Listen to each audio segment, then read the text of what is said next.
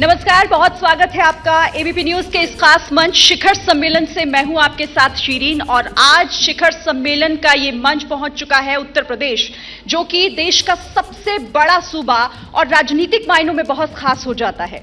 और आज लखनऊ में हम यहां मौजूद हैं। आज दिन भर शिखर सम्मेलन के माध्यम से आज सियासी दिग्गजों को इस मंच पर आप देखेंगे। जनता के सवाल भी होंगे और साथ ही 2024 से पहले क्या है उत्तर प्रदेश की तैयारी, इसका भी हम जिक्र करेंगे। और इसी के लिए कई खास मेहमान इस मंच पर लगातार आ भी रहे हैं। देखिए, 2024 की आहट है और उससे पहले 2023 में कुछ राज्यों में विधानसभा चुनाव भी होने जा रहे हैं। तो ऐसे में उत्तर प्रदेश महत्वपूर्ण इस लिहाज से भी हो जाता है क्योंकि कहा यही जाता है कि जो दिल्ली का रास्ता है, यानी कि जो केंद्र का रास्ता है, वो इसी उत्तर प्रदेश से होकर गुजरता है। तो सवाल यहां पर महत्वपूर्ण हो जाते हैं। और उत्तर प्रदेश, क्योंकि देखिए बहुत सियासत में इसलिए भी रहता है, सिर्फ इस प्रदेश भर में नहीं बल्कि देश की सियासत से भी इसका ताल्लुक होता है। तो आज बहुत सारे सवाल इसी मंच से होंगे। कई खास मेहमानों को आप लगातार दिन भर देखेंगे, लेकिन एक बहुत खास मेहमान हमारे साथ यहां आ भी चुके हैं। सियासत का सेमीफाइनल मुकाबला भी यहां पर होने जा रहा है और इन तमाम नुमाइंदों के मन में आखिर अब उत्तर प्रदेश के लिए 2024 को लेकर क्या इनके मन में योजनाएं हैं, यानी कि सीधे तौर पर अगर मैं कहूं तो जनता के लिए क्या खास होने जा रहा है। उत्तर प्रदेश में अभी हाल ही में जो इन्वेस्टर समिट हुआ, उसने उत्तर प्रदेश को एक नई उम्मीद जगाई है। उत्तर प्रदेश जिसकी कानून व्यवस्था हो या फिर यहां पर निवेशकों को किस तरीके से लाया जाए, उत्तर प्रदेश की योगी सरकार ने इसको लेकर क्या कुछ काम किए हैं और क्या होने वाले हैं, इन तमाम बातों का हम जिक्र यहां पर करेंगे। बेहद खास मेहमान उत्तर प्रदेश के मुख्यमंत्री योगी आदित्यनाथ इस वक्त यहां पर हमारे साथ मौजूद हैं। सबसे पहले आप तालियों से उनका स्वागत कीजिए। मैं यहां पर इस खास शो के लिए उन्हें यहां पर आमंत्रित करूं, लेकिन उससे पहले एक छोटी सी रिपोर्ट हम जल्दी से यहां पर देख लेते हैं, फिर यहां पर बुलाएंगे अपने मेहमान को। जो लोग महान बेटियों की इज्जत के साथ खिलवाड़ करते हैं, अगर वे सुधरे नहीं तो राम नाम सत्य है की यात्रा अब निकलने वाली है।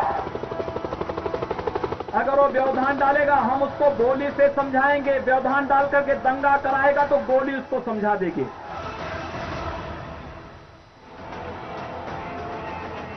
कहते हैं जिसने उत्तर प्रदेश जीत लिया उसने देश जीत लिया। इस सियासी परसेप्शन में कितना दम है, क्योंकि हिंदुस्तान की सत्ता के गलियारे का रास्ता बन चुके उत्तर प्रदेश में राजनीतिक सरगर्मी परवाज भरने लगी है। अब तक निवेश का मतलब केवल एनसीआर होता था और 75 जनपद में निवेश होने जा रहा है। जितने भी वादे भारतीय जनता पार्टी ने किए, कम से कम वो वादे पूरे हों और अगर इन्वेस्टमेंट आ रहा है कहीं ऐसा ना हो जैसा वादा मां गंगा से किया गया था। देश की लगभग 16% आबादी वाले उत्तर प्रदेश में 80 लोकसभा सीटें हैं। हर किसी की दिलचस्पी ये जानने में बढ़ती जा रही है कि 2024 में दिल्ली की सत्ता का सरताज उत्तर प्रदेश किसे चुनता है। 2017 और 2022 के विधानसभा चुनाव हो या फिर 2019 के लोकसभा चुनाव, कामयाबी का बुलंद परचम लहराने वाली बीजेपी का नेतृत्व योगी आदित्यनाथ के कंधों पर है। तो क्या योगी भरोसे एक बार फिर से 2024 में यूपी की जनता कमल पर मुहर लगाएगी? क्या योगी राज में यूपी विकास का चैंपियन बन चुका है? ये कुछ बड़े सवाल हैं। ये सरकार उत्तर प्रदेश की प्रत्येक दृष्टि से उत्तम प्रदेश बनाने के लिए पूरी प्रतिबद्धता ईमानदारी के साथ कार्य करने के लिए संकल्पित है। दूसरी ओर विपक्ष भी लगातार सरकार पर हमलावर है। समाजवादी पार्टी का संगठन को मजबूत करके कैसे चुनाव लड़े जाते हैं और कैसे इनको यहाँ से फिर इनको हटाने का काम करेंगे। सियासत की इस रस्साकशी के बीच सवाल है कि क्या बीजेपी 2019 की कामयाबी दोहरा पाएगी? जैसे जैसे लोकसभा चुनाव नजदीक आ रहा है, कांग्रेस समेत सभी दलों की नीतियां धारदार हो रही है। ऐसे में एबीपी न्यूज देश के दर्शकों का सबसे भरोसेमंद हिंदी न्यूज चैनल उत्तर प्रदेश की राजधानी लखनऊ में लेकर आया है शिखर सम्मेलन, जहां उत्तर प्रदेश की राजनीति के दिग्गज रहेंगे मंच पर मौजूद, जो जनता के सवालों से होंगे रूबरू। तो इन्हीं तमाम सारे सवालों का जवाब देने के लिए खुद यहां मुख्यमंत्री योगी आदित्यनाथ जी हमारे बीच मौजूद हैं। मैं आमंत्रित करना चाहूंगी योगी आदित्यनाथ जी, प्लीज आप इस मंच पर आइए और इस मंच का संचालित करेंगे रूबिका लियाकत, अखिलेश आनंद, दिबांग और साथ ही हमारी सहयोगी रोमाना इसार खान। प्लीज आइए।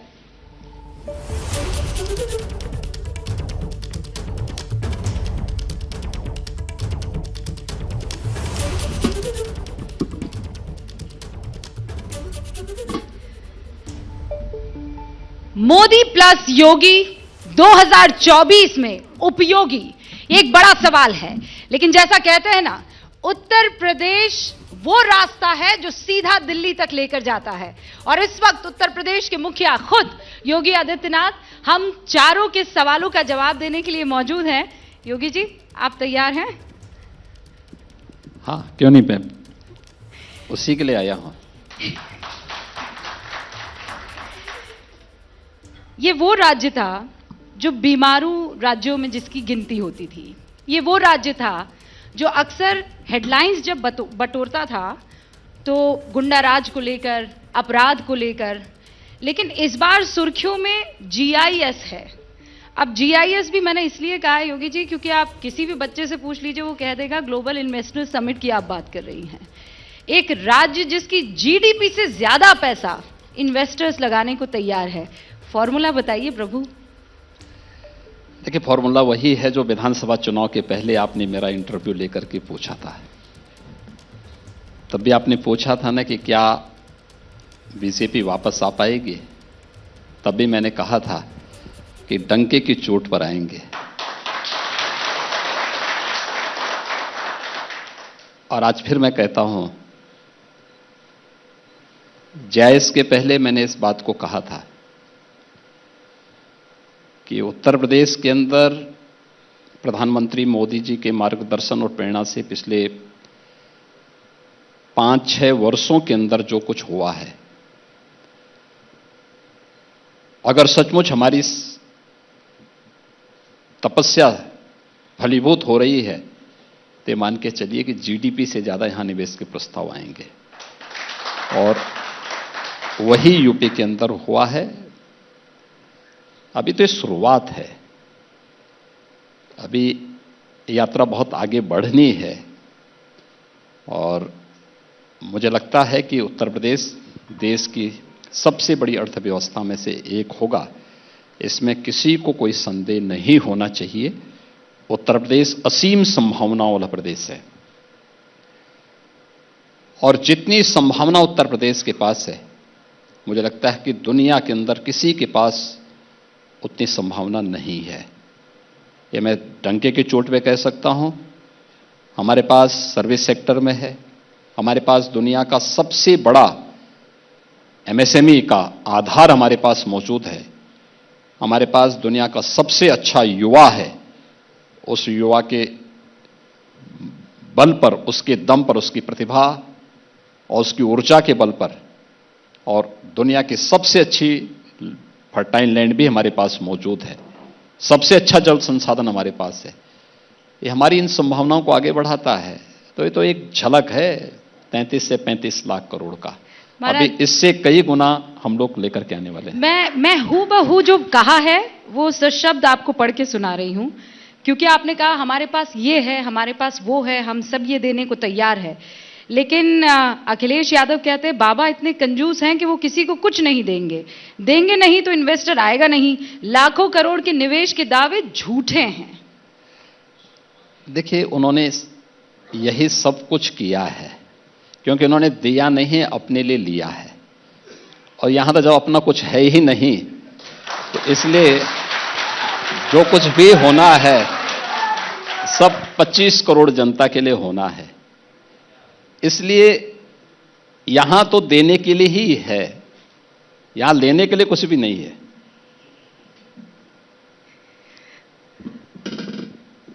रोमाना। योगी जी, लेकिन मेरा सवाल यह है कि 33 लाख करोड़ मतलब किया क्या आपने? तंत्र मंत्र यज्ञ, कौन सी साधना? ये यूपी को कैसे बदल दिया आपने? ये यूपी के सामर्थ्य की एक झलक है। यूपी में सामर्थ्य पहले भी थी, ऐसा नहीं कि न रही हो। याद करिए 1947 में जब ये देश आजाद हुआ था तो उत्तर प्रदेश की प्रति व्यक्ति आय नेशनल एवरेज से अच्छी थी। लेकिन दुर्भाग्य रहा ये जातिवाद की राजनीति का, क्षेत्र और मत और मजहब के आधार पर जिन लोगों ने विभाजन करने का पाप किया, जिन लोगों ने जाति के नाम पर, परिवार के नाम पर यहां की सत्ता को गिरवी रख करके भ्रष्टाचार फैलाया। उन लोगों ने उत्तर प्रदेश को 2016-17 आते आते वहां तक पहुंचा दिया था कि उत्तर प्रदेश की प्रति व्यक्ति आय नेशनल एवरेज से 1/3 आ गई थी। आज हम सब फिर तेजी के साथ आगे बढ़े हैं। विगत 6 वर्ष में हम लोगों ने उत्तर प्रदेश की प्रति व्यक्ति आय को दोगुना किया है, उत्तर प्रदेश की जीडीपी को दोगुना किया है, और अगले 5 वर्ष के अंदर आप देखना ये नेशनल एवरेज से आगे होगी। योगी जी, मुझे याद है 2017 के चुनाव के पहले मैं गोरखपुर में था, आपका इंटरव्यू करने के लिए मैं गोरक्षनाथ पीठ में भी आया था। गुड़ वाला प्रसाद आपने मुझे तब खिलाया था। वहां पर जनता प्यार से आपको महाराज जी भी कहती है। सवाल मेरा यह है कि तब जो आपकी एक छवि थी, हिंदू हृदय सम्राट वाला नेता, थोड़ी आक्रामक वाली छवि, लेकिन इन सालों में मुख्यमंत्री के तौर पर जो आपने यात्रा की, एक विकास पुरुष वाली छवि गढ़ने में बहुत हद तक कामयाब होते आप नजर आ रहे हैं। इसके पीछे सोच क्या है? देखिए, मैं 17 के पहले जो था वही आज भी हूं, कोई अंतर नहीं आया। मेरे कपड़े, मेरा रहन सहन, मेरा खान पान, मेरी बोली भाषा सब वही है जो 17 के पहले थी।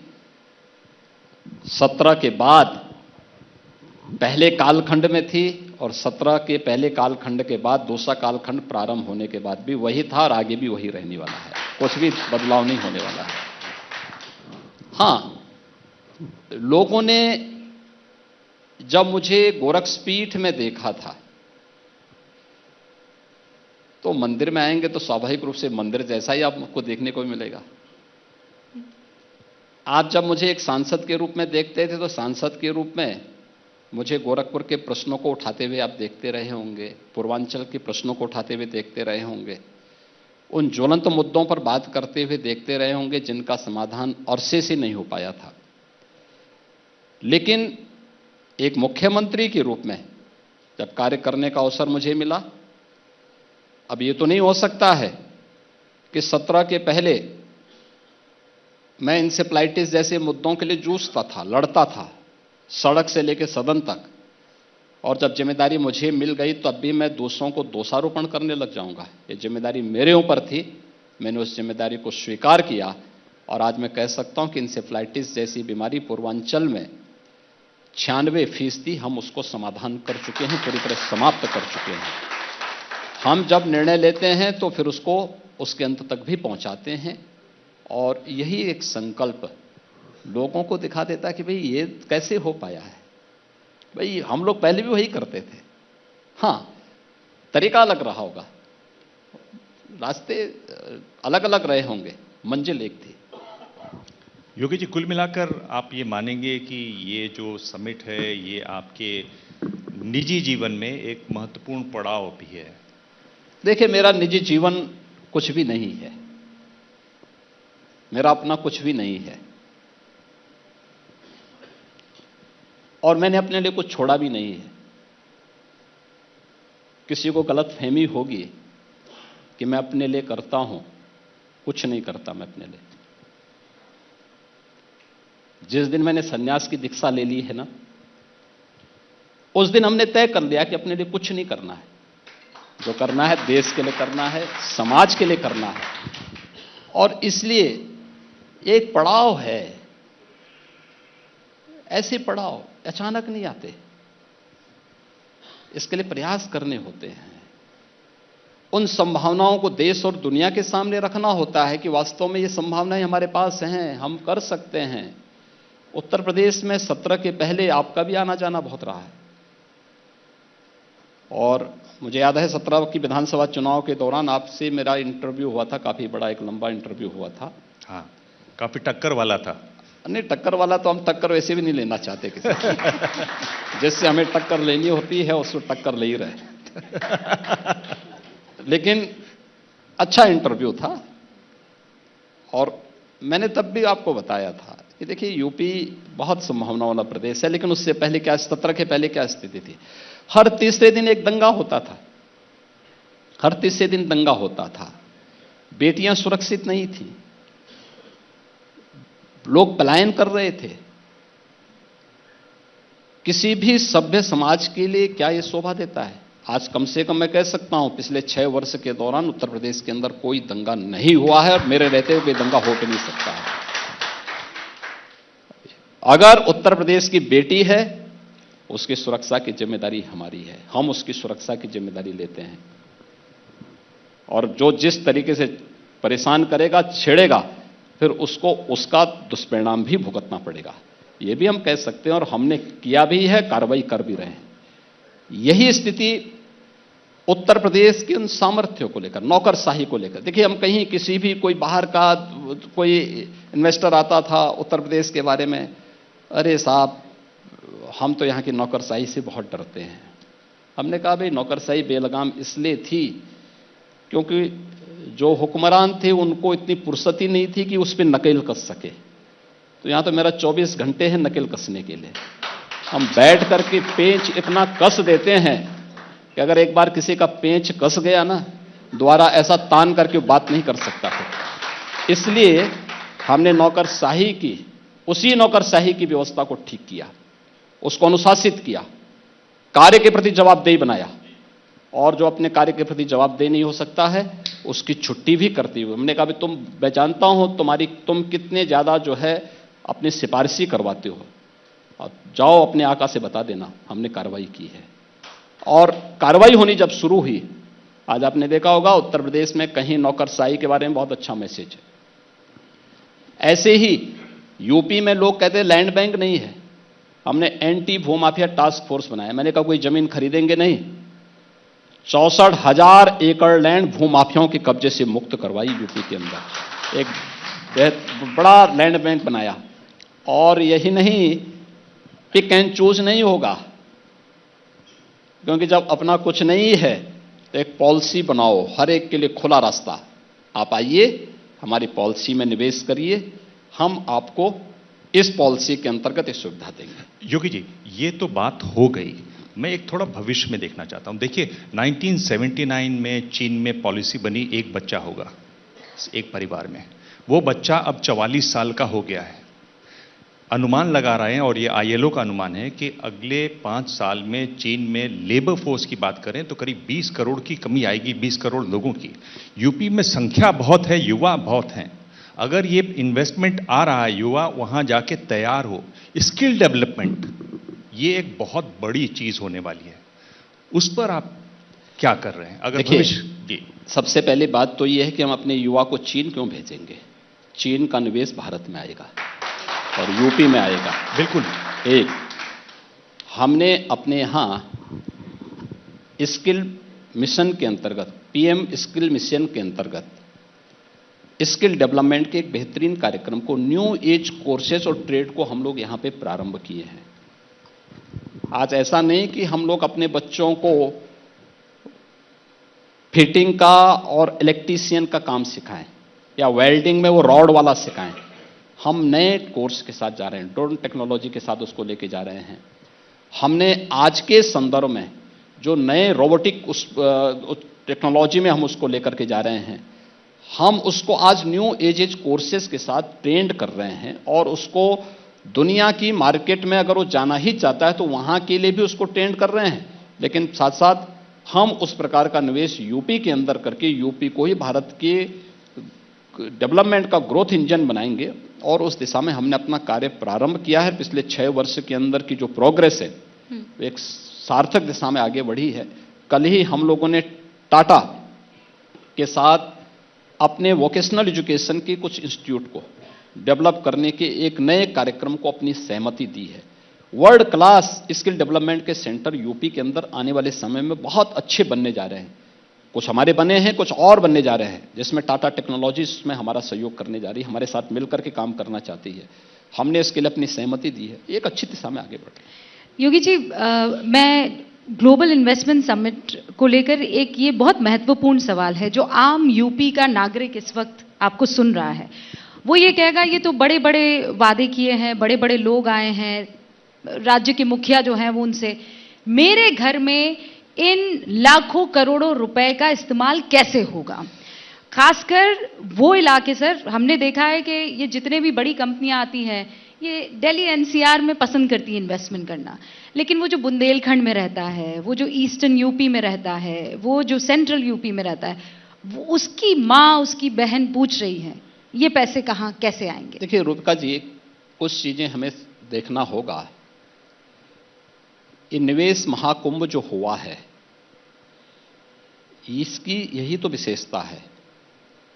हमें कुल 33,52,000 करोड़ रुपए से अधिक के निवेश के प्रस्ताव मिले हैं। ये जो निवेश के प्रस्ताव हमें मिले हैं, इसमें 10 लाख करोड़ रुपए तक के प्रस्ताव हमारे पूर्वी उत्तर प्रदेश को मिले हैं। 10 लाख करोड़ पूर्वी 10 लाख पूर्वी उत्तर प्रदेश को, 4,29,000 करोड़ के बुंदेलखंड को प्राप्त हुए हैं।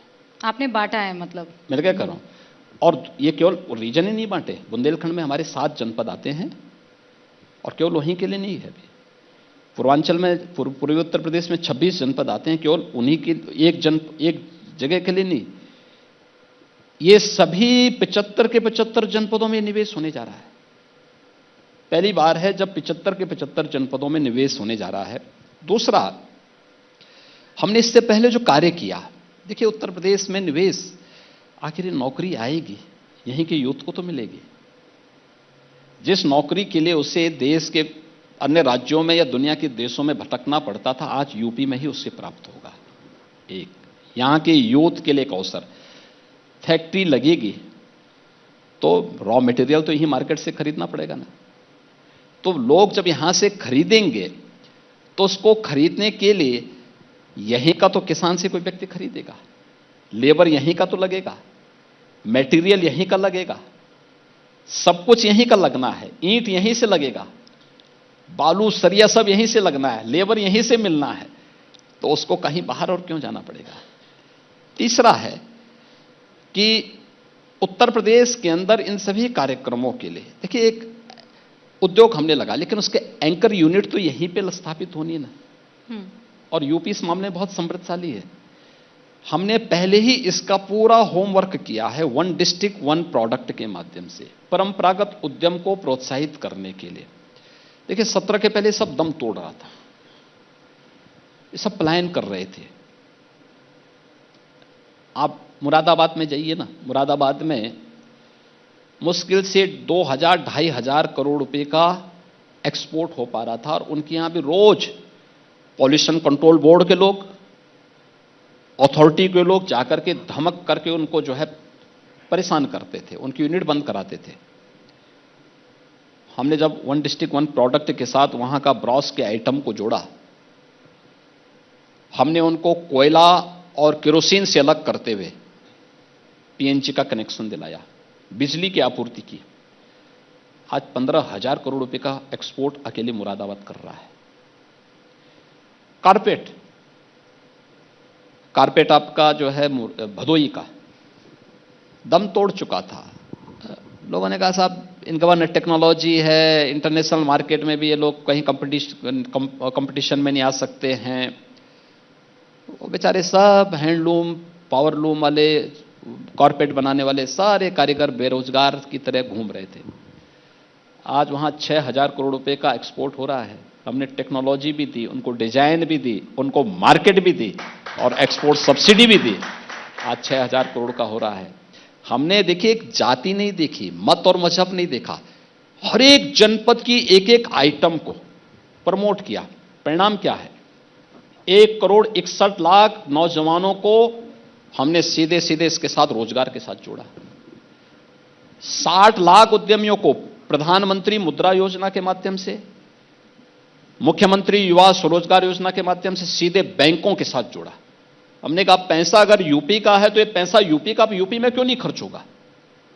यूपी के उद्यमियों को तो 60 लाख लोगों को हमने पैसा दिलाया। परिणाम है सीडी रेशियो बेहतर हुआ और इतने लोगों को कार्य मिला।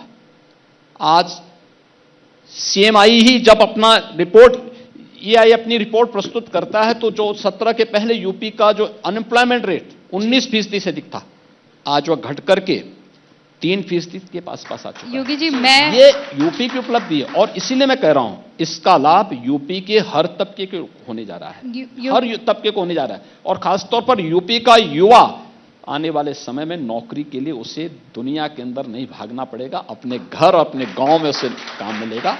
ये तो हम ये लोगों नए का- उत्तर प्रदेश का जो आप खाका यहाँ पर खींच ये रहे हैं, नए भारत का नया उत्तर प्रदेश, नए भारत का नया उत्तर प्रदेश, ग्रोथ इंजन नए भारत का नए भारत। उत्तर प्रदेश, न्यू लेकिन- इंडियाज ग्रोथ इंजन। जी, लेकिन मेरा सवाल ये है कि पॉलिटिक्स यूपी में अभी भी वही ओल्ड स्टाइल की होती हुई हम देख रहे हैं। और हाल के दिनों में एक विषय जो काफी सुर्खियों में रहा, विवादित रहा, दूसरे दल के नेताओं ने जिस तरीके से रामचरितमानस को लेकर विवादित टिप्पणियां की, हमने यहीं यूपी की सड़कों में मानस की प्रतियों को फाड़ते हुए लोगों को देखा। एक सीएम के तौर पर सर आपकी सरकार ने एक्शन लिया, कार्रवाई की, लेकिन महाराज जी एक महंत के तौर पर मैं जानना चाहती हूं कि इस खबर ने आपको कितना प्रभावित किया, आहत हुए आप? देखिए, हमारे यहां कभी भी किसी को भी इस बात के लिए बाध्य नहीं किया गया कि आप हमारी बात को माने ही माने। हमने कभी किसी को बाध्य नहीं किया कि आप मंदिर आए हैं, कभी नहीं। उसकी मर्जी आए, उसकी मर्जी ना आए, वो माने ना माने, ये उसका अपना तरीका हो सकता है, उसका अपना संस्कार हो सकता है जी। लेकिन मैं इस बात को कह सकता हूं कि जो भी लोग इस प्रकार का कार्य कर रहे हैं, डेवलपमेंट के मुद्दे से ध्यान हटाने के लिए, अपने वजूद को बचाने के लिए उनके द्वारा की जा रही एक छटपटाहट मात्र है ये जी। इसके अलावा कुछ नहीं है। ये इसमें कोई दम नहीं है। और जहां तक कोई भावनाओं के साथ खिलवाड़ करेगा तो सरकार ने तो एक्शन ले ही लिया है। सरकार जब एक्शन ले ही चुकी है तो उसका एहसास भी लोगों को हो गया। तो मानस पर जो आपत्ति है आप उसको क्लियर करना चाहेंगे? देखिए, जहां पे जिस मंच पे हमें करना होगा जी वहां पे करेंगे भी। मेरी अकूत आस्था है मानस के प्रति, जी। और मानस आज से नहीं, पिछले सैकड़ों वर्षों से भारतीय समाज का एक मार्गदर्शक पवित्र ग्रंथ के रूप में माना जाता रहा है और इसके प्रति संत तुलसीदास जी के प्रति कृतज्ञता ज्ञापित करता रहा है। शर्म आनी चाहिए उन लोगों को जो मानस पे प्रश्न उठा रहे हैं। यह वह ग्रंथ है जिसने गुलामी के कालखंड में भारत को एक नई दिशा दी थी। जी। रामलीलाओं के माध्यम से मंचों पर हम किसी एक अंश को लेकर के टिप्पणी नहीं कर सकते किसी पे, हमें समग्रता के साथ देखना होगा। जी। आखिर उसी रामचरितमानस में जी निषाद राज की भी चर्चा है और सबरी की भी चर्चा है। जी। आप उसके महत्व को इससे कैसे नकार सकते हैं? मैंने दरअसल इस मंच पर और इसलिए हम सवाल- लोग जी। इस बात को कहते हैं, देखिए, हम कृतज्ञता ज्ञापित करते हैं महान संत तुलसीदास जी के प्रति, जिन्होंने इस प्रकार का पवित्र ग्रंथ लोगों के मार्गदर्शन के लिए, उद्धार के लिए जी मध्यकाल में देश को दिया था। मान जी, मैंने ये सवाल बस सर एक सेकंड इसलिए इस मंच पर पूछा क्योंकि अभी तक विपक्ष जो है वो आपको बुलडोजर बाबा कहकर घेरता था, और अब ये रामचरितमानस विवाद को लेकर विपक्ष की तरफ से आपको रिलीजियस साइंटिस्ट कह के चुनौती दी जा रही है। इस वजह से ये पूरा मामला राजनीतिक बना दिया गया। इस वजह से मैं ये तो सवाल। एक योगी हूं जी। और विपक्ष के प्रश्नों का जवाब देने का सबसे अच्छा माध्यम विधानसभा होती है। विधानसभा में इसका जवाब देंगे, बहुत जोरदार तरीके से देंगे। योगी जी, मैं तो आपको बहुत करीब से देखता हूं। अभी आप पहले उत्तर प्रदेश करते थे, अब आप भारत को भी उसमें जोड़ने लगे हैं। भारत भी आपकी विजन से दूर नहीं है। तो एक बड़ी कोशिश जो कि विपक्षी दल ने, प्रमुख विपक्षी दल ने, कांग्रेस पार्टी की मैं बात कर रहा हूं, भारत जोड़ो यात्रा की बात कर रहा हूं, राहुल गांधी की बात कर रहा हूं, जो अब बोलते भी नजर आ रहे हैं और बोल जब वो रहे हैं तो बात समझ में भी आ रही है, ऐसी भाषा बोल रहे हैं। कैसे आंकते हैं इस पूरे प्रयास को जिसमें वो इतना लंबा चले, साउथ से नॉर्थ, और अब कह रहे हैं कि पूर्व पश्चिम से पूर्व की भी वो भारत यात्रा करने वाले हैं? तो रोका किसने है? हमने तो किसी ने रोका नहीं है जी। व्यक्ति के पास समय है तो अवश्य यात्रा करें। यात्रा तो भारत में प्राचीन काल से होती रही है। लोग यात्राएं करते रहे, बड़ी बड़ी यात्राएं करते रहे हैं, लेकिन किसी उद्देश्य विशेष को लेकर करते रहे हैं। उद्देश्य जब पवित्र होता है तो फलीभूत होती है यात्रा। जब किसी दुराग्रह से यात्रा होती है तो उसके दुष्परिणामों से यात्री को भुक्तभोगी होना होता है।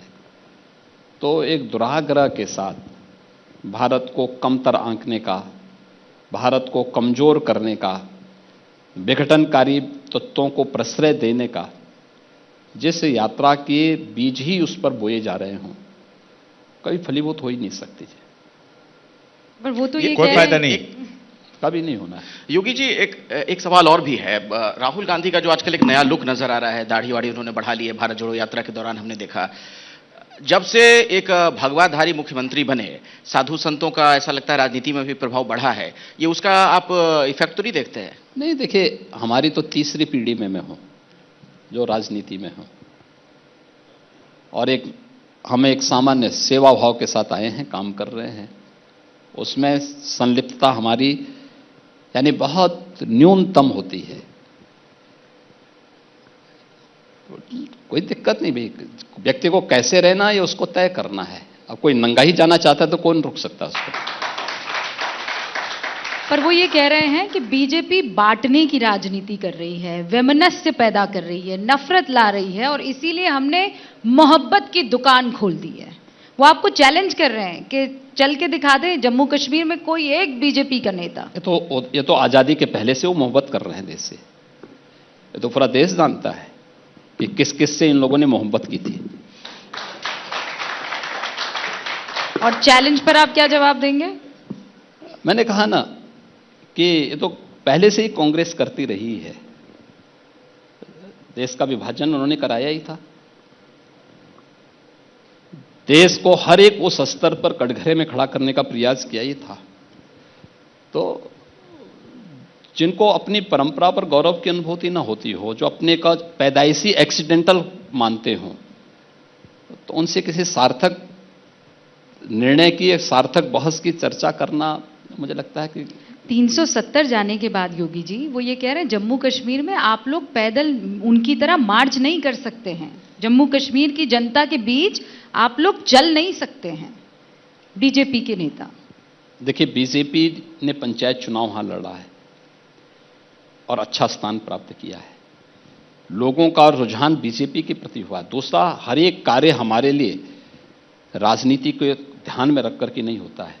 नेशनल इंटीग्रिटी, नेशन फर्स्ट, यह भारतीय जनता पार्टी की थ्योरी का हिस्सा है। राष्ट्र पहले और देश के लिए सब कुछ समर्पित है। भारतीय जनता पार्टी इस उद्देश्य से कार्य करती है और जनता जनार्दन का अपार स्नेह और समर्थन इस संबंध में प्रधानमंत्री मोदी जी को प्राप्त है। अच्छा योगी जी, आपकी इतनी डिमांड पूरे देश भर में प्रचार के लिए क्यों हो रही है आजकल? जहां भी चुनाव हो रहा है आपको जरूर बुलाया जाता है, हर जगह आपको। नहीं, मैं तो एक कार्यकर्ता के रूप में जाता हूं, और मैं ही नहीं जाता हूं, भारतीय जनता पार्टी के सभी नेता जाते हैं। हमारे केंद्र, सब प्रधानमंत्री जी के बाद सभी केंद्रीय मंत्री जाते हैं, सभी मुख्यमंत्री जाते हैं, उनमें मैं भी हूं।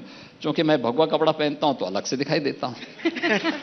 तो 2024 में यूपी से बीजेपी का रिजल्ट 2019 से बेहतर वाला होगा या 2014 से बेहतर वाला इस बार और करके दिखाएंगे? देखिए, उत्तर प्रदेश हर बार प्रधानमंत्री मोदी जी के मार्गदर्शन में, उनके नेतृत्व में आगे चला है, आगे बढ़ा है, बेहतर परिणाम दिया है, और 2019 से बेहतर परिणाम हम 2024 में यूपी देगा। बेहतर परिणाम? हाँ, बेहतर परिणाम देगा। एंटी इनकम्बेंसी वगैरह को आप यूपी में कहीं आपको एंटी इनकम्बेंसी लगता है?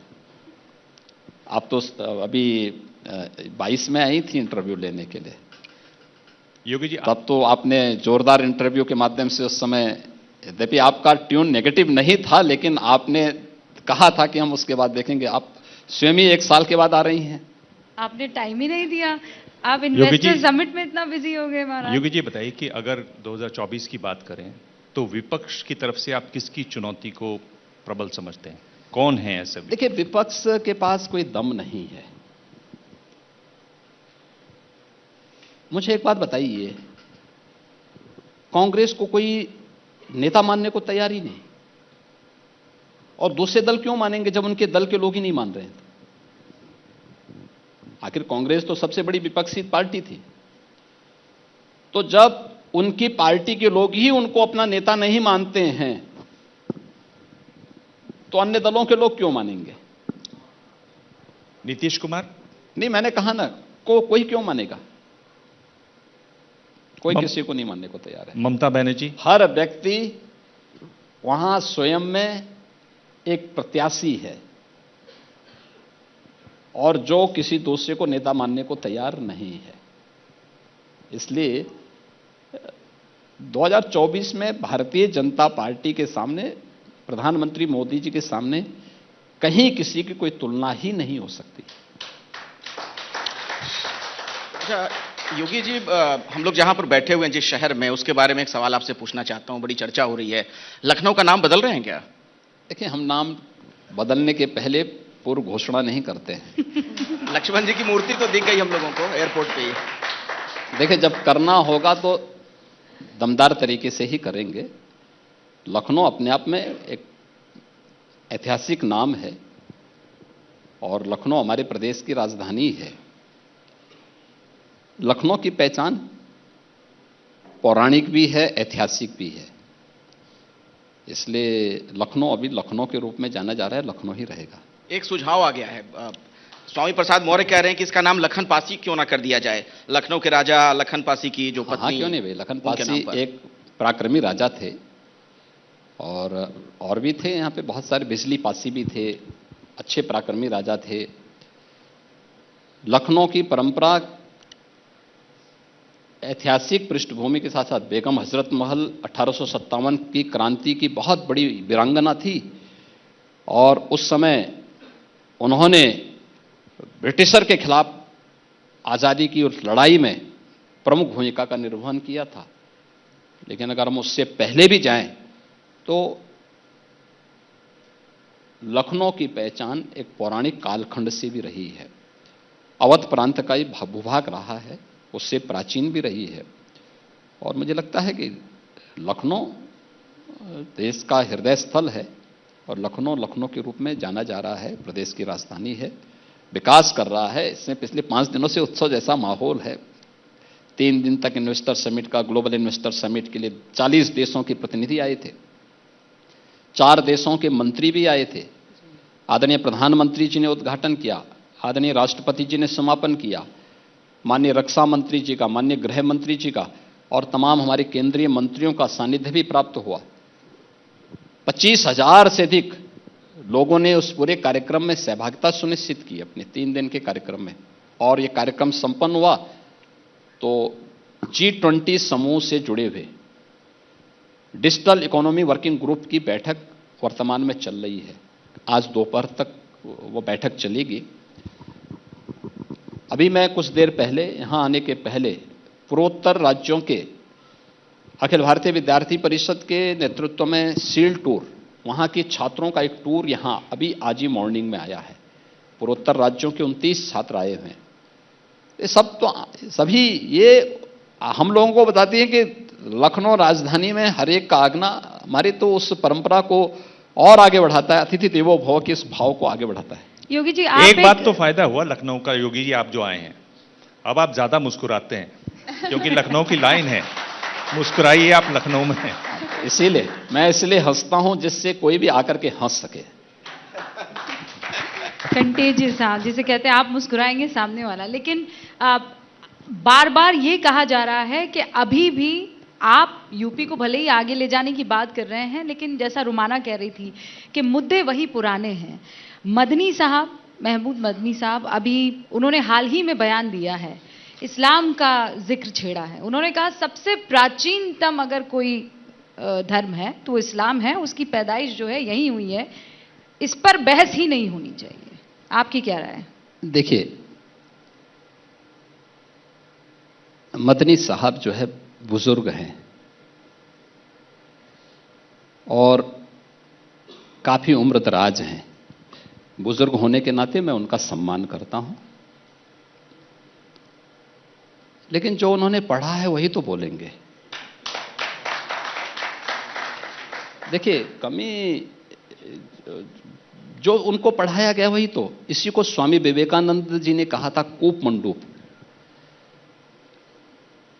उन्होंने अपने एक ऐतिहासिक भाषण की शुरुआत यहां से की थी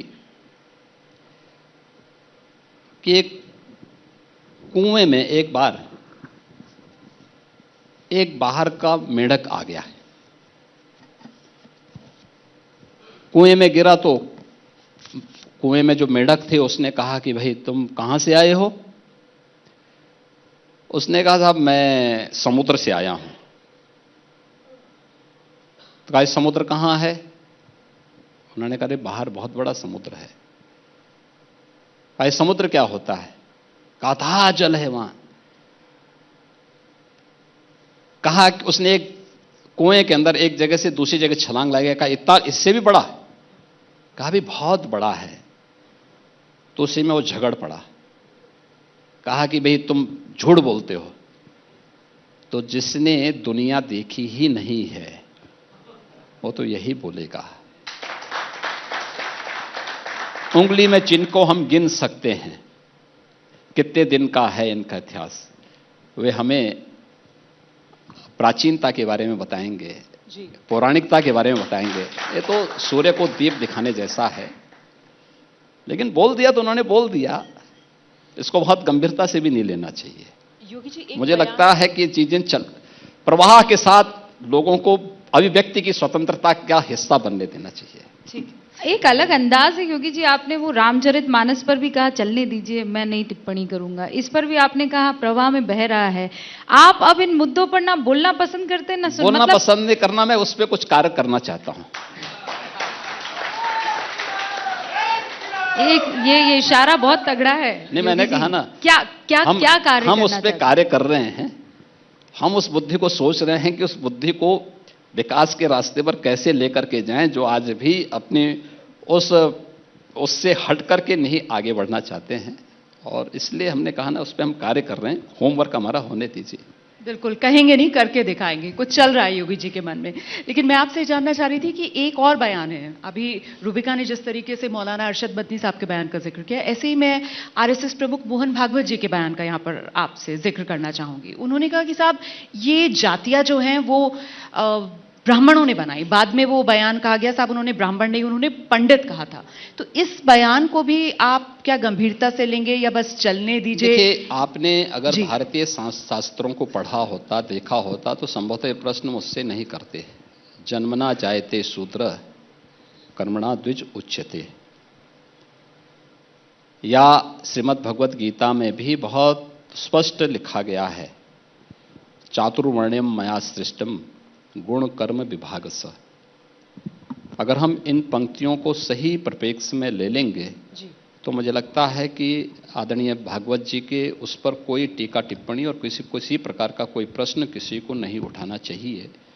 और मुझे लगता है कि जो शास्त्र सम्मत है उसका हमें सम्मान करना चाहिए। तो भागवत जी का बयान जोड़ने वाला या तोड़ने वाला? नहीं, इसको मैं क्या कह रहा हूं, दृष्टि सबकी अलग अलग हो सकती है। मैं अपनी बात को किसी भी जबरदस्ती का ही थोप दूंगा कि भाई व्यक्ति को जिस रूप में लेना है, जो बयान दिया गया है शास्त्र सम्मत तरीके से दिया गया है, उसको उसी रूप में लेना चाहिए। योगी जी, ये बहुत महत्वपूर्ण सवाल है, गंभीर सवाल है। इसमें आम लोगों का पैसा लगा हुआ है, निवेश किया हुआ है लोगों ने।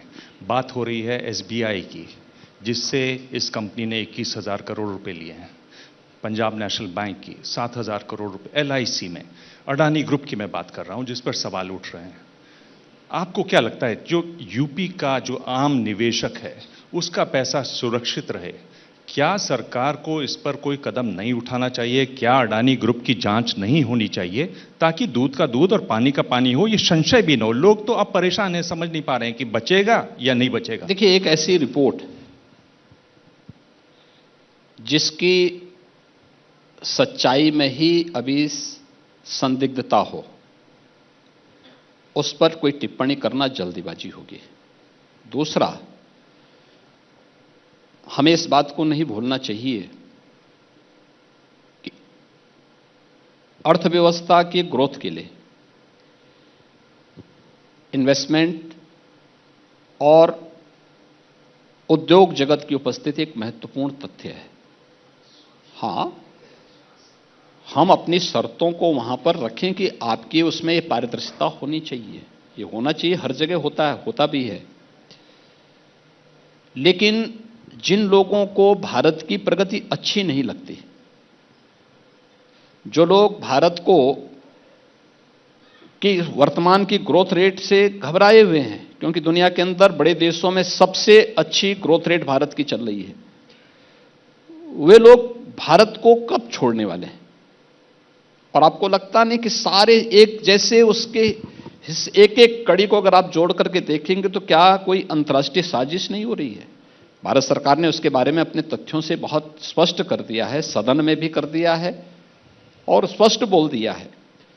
मुझे लगता है कि जिस चीज को भारत सरकार स्वयं देख रही है उस पर मेरा जैसे व्यक्ति को कोई टिप्पणी करने का कोई अधिकार नहीं है। अच्छा योगी पर जी, इसमें जो अडानी ग्रुप का जो डिस्कॉम का उन्होंने भेजा था उत्तर प्रदेश सरकार को, उसने रिजेक्ट कर दिया 5,400 करोड़ देखिए का वह जो टेंडर था। रिजेक्ट नहीं किया था।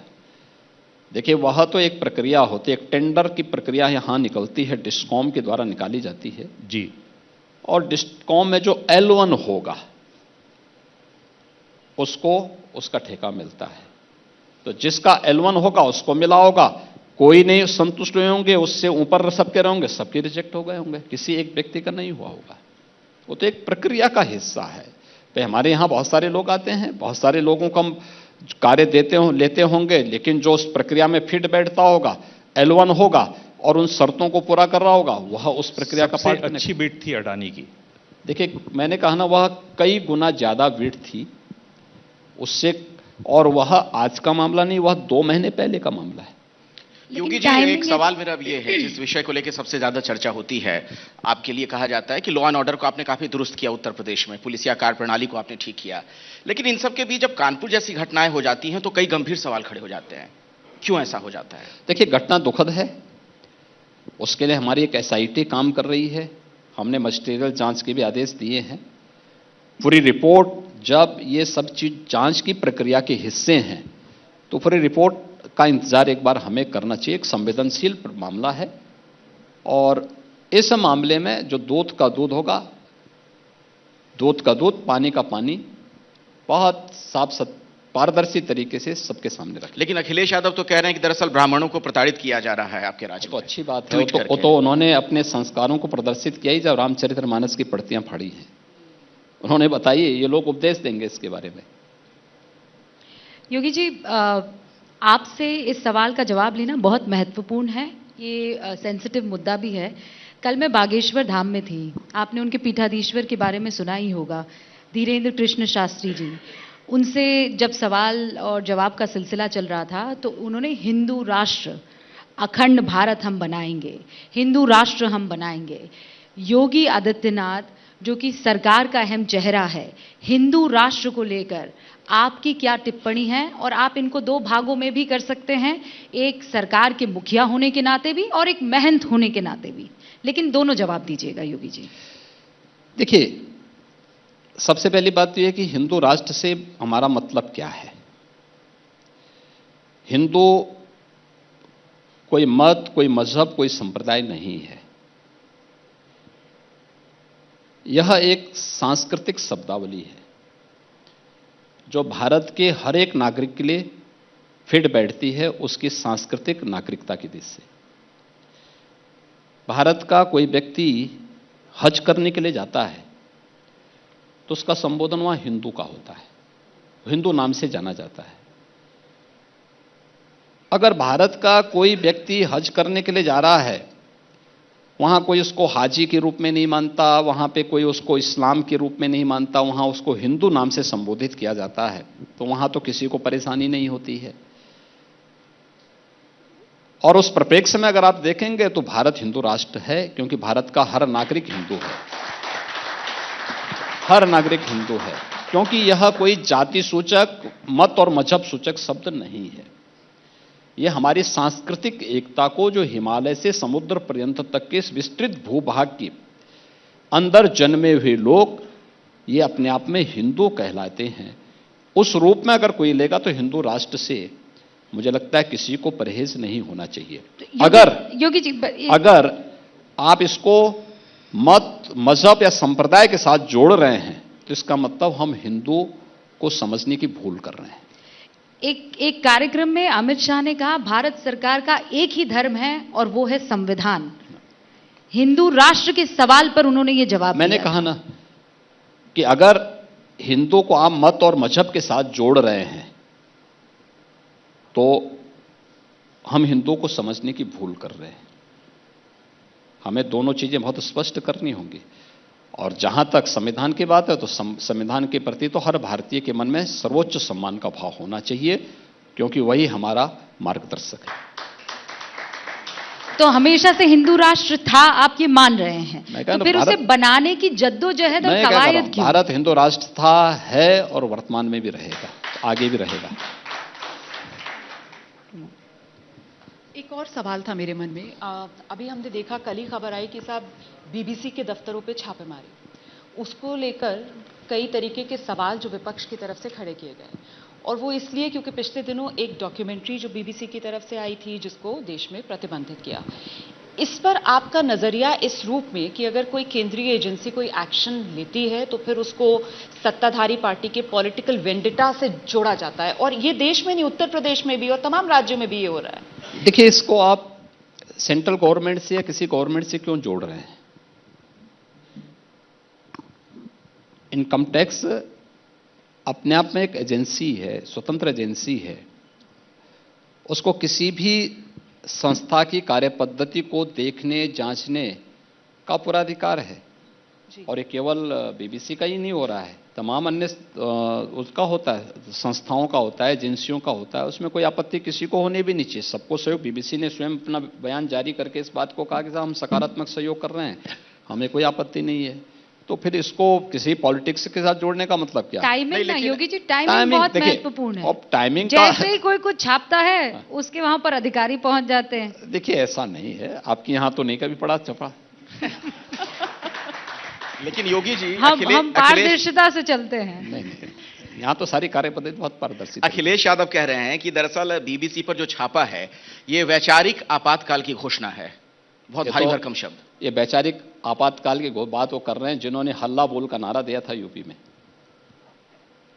और एक न्यूज़पेपर के कार्यालयों पे हमला बोल करके उनके गुंडे किस तरीके से वहां आगजनी कर रहे थे, ये दृश्य भी उत्तर प्रदेश ने देखा है। देवांग जी, आपने तो देखा ही होगा। बिल्कुल। और ये लोग वैचारिक आतंकवाद की, आपातकाल की बात करते हैं। तो ये तो इन लोगों के वास्तविक चेहरे को जनता जान चुकी है, इसलिए ये लोग न बोलें तो मुझे लगता है कि राजनीति में कुछ दिन के बाद लोग थोड़ा इनके चेहरे को भूल करके जब नए सिरे से आएंगे, लोग बोलेंगे चलिए ठीक है। लोग रोज बोलेंगे ना तो हमारे लिए एक उर्वरा भूमि तैयार कर देते हैं ये लोग चुनाव के लिए। योगी जी, अब ये आखिरी दौर है और ये मुझे सौंपा गया है काम, और मैं इसमें माहिर माना जाता हूं। इसमें आपको कोई जवाब नहीं देना है, मैं आपसे सवाल भी पूछूंगा और जवाब भी मैं ही दूंगा। आपको केवल एक चुनना है उसमें से। तैयार हैं आप? ऑप्शन देंगे, चुनना है आपको।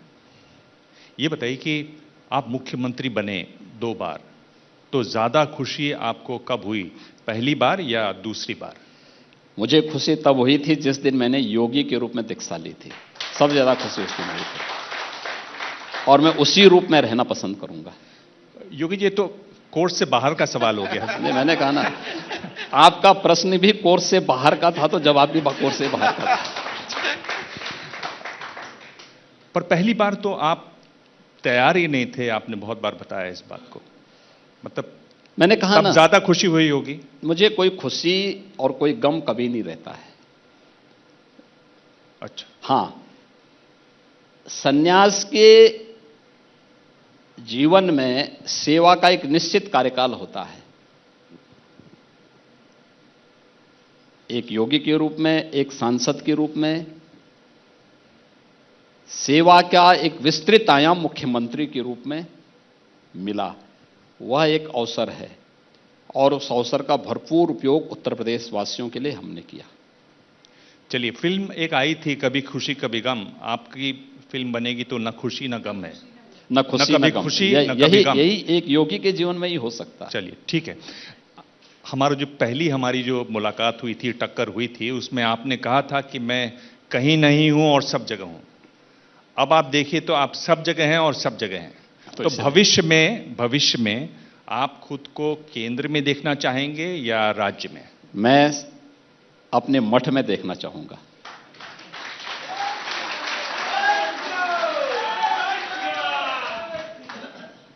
ये तो हेडलाइन बन जाएगी आगे। मतलब क्या आप सन्यास की बात कर रहे हैं?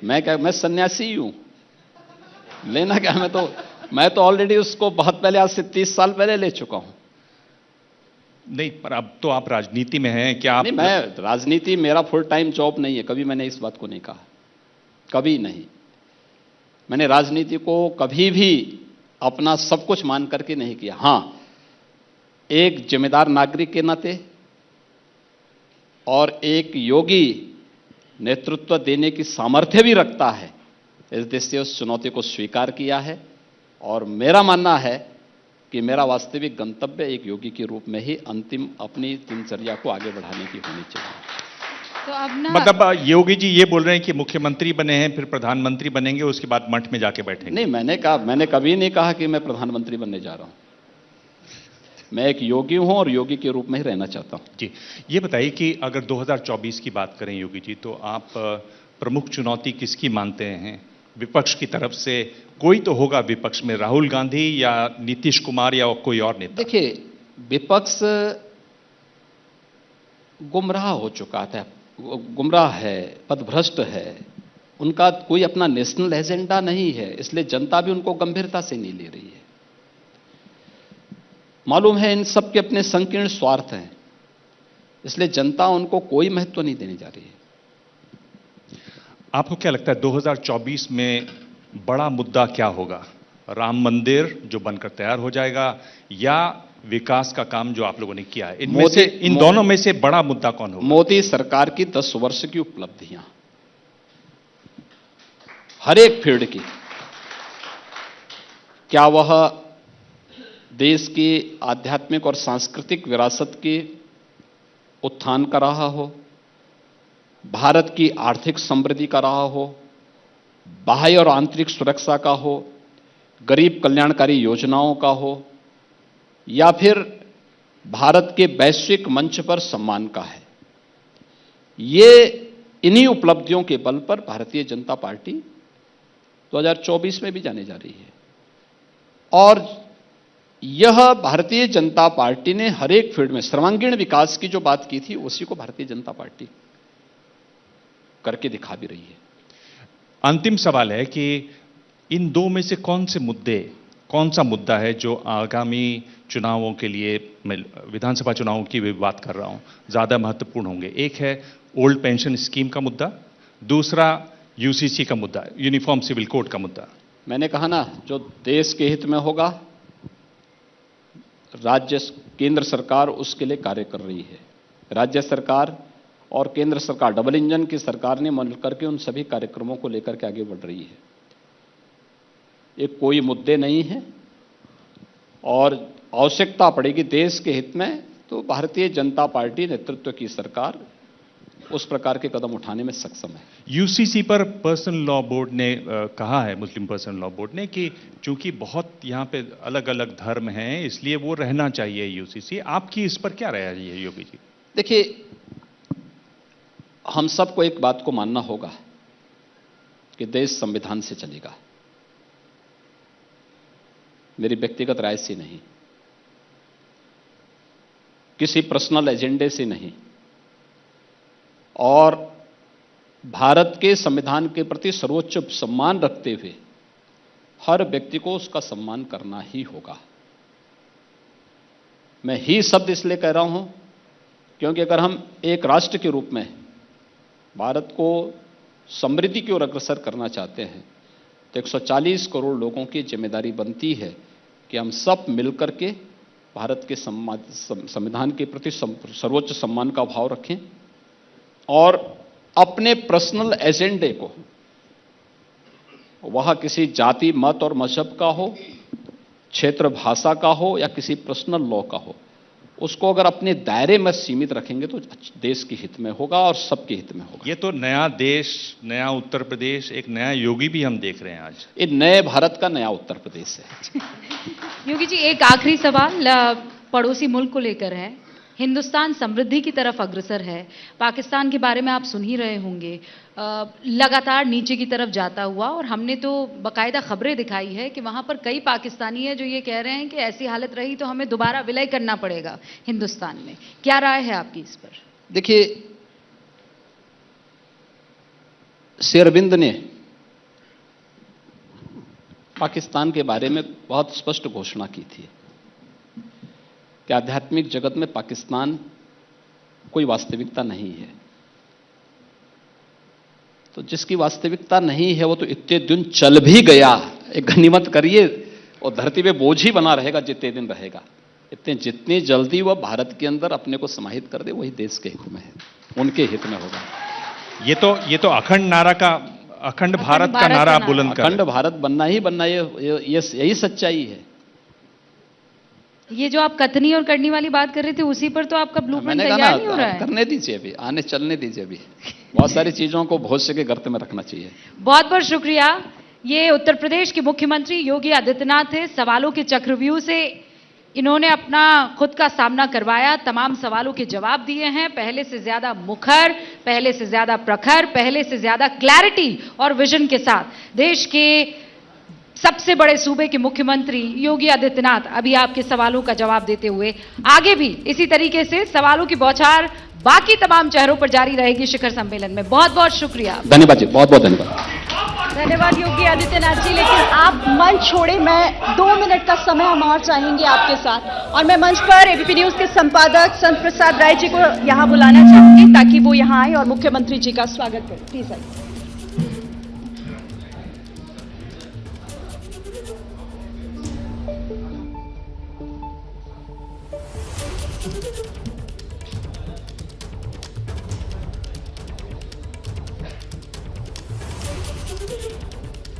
बहुत बहुत धन्यवाद आपका।